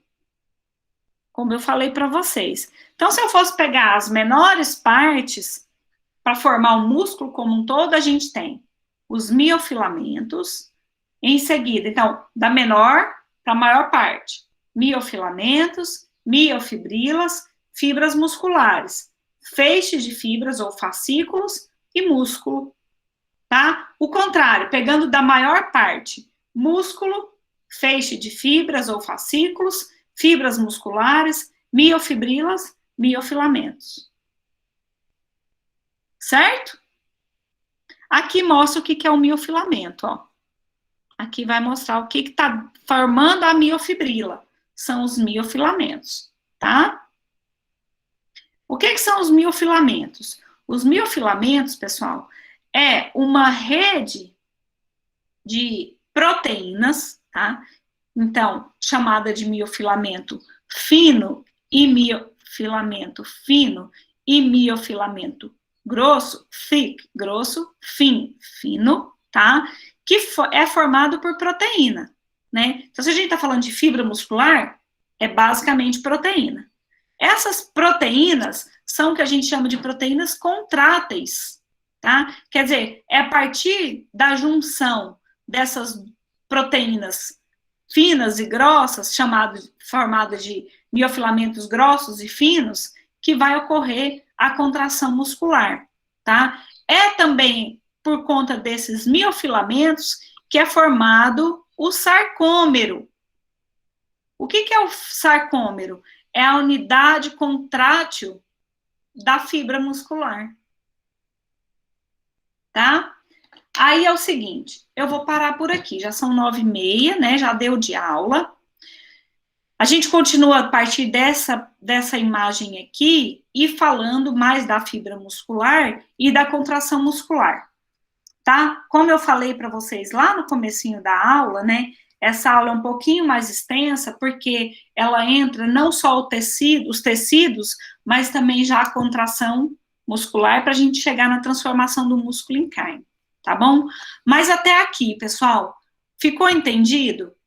Nós temos 4 tecidos, resumindo, epitelial, conjuntivo, nervoso e muscular.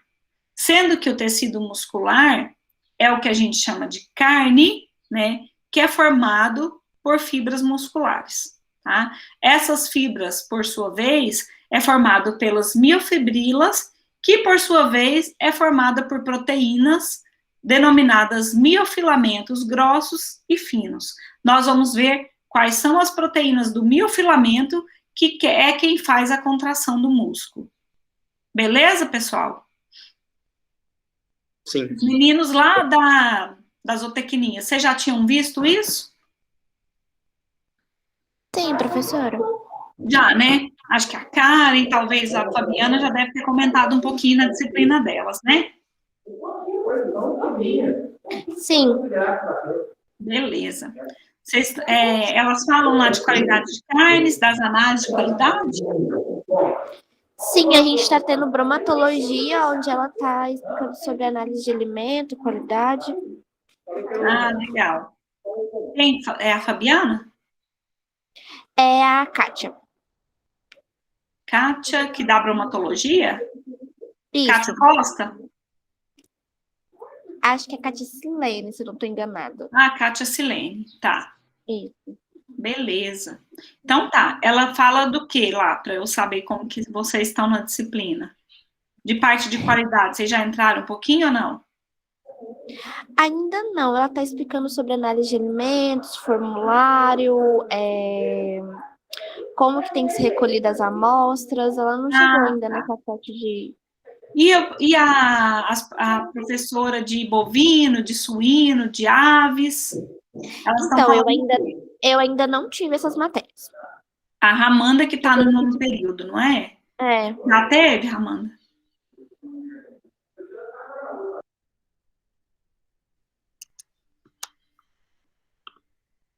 Deixa eu parar a apresentação aqui. Tá. Ah, ela já sai? Não, tá aí ainda. Bom, enfim, pessoal, nós vamos continuar, então, na quinta-feira, por isso que eu falei para vocês que provavelmente eu vou precisar da quinta também, tá? A gente começa nessa semana às 7h30, tá bom? E eu coloco o link lá para vocês, lá no Moodle, tá? E também no WhatsApp. Quem não entrou ainda no WhatsApp da turma, pode entrar, tá, gente? E aí depois, quando acabar a disciplina, se vocês quiserem sair ou nem entrar, fica à vontade, tá bom? Eu vou parar a gravação da aula aqui, qualquer dúvida é só falar comigo. E, professora, vai ter alguma atividade? Sim, vai ter atividade, então fica de olho lá no Moodle, tá?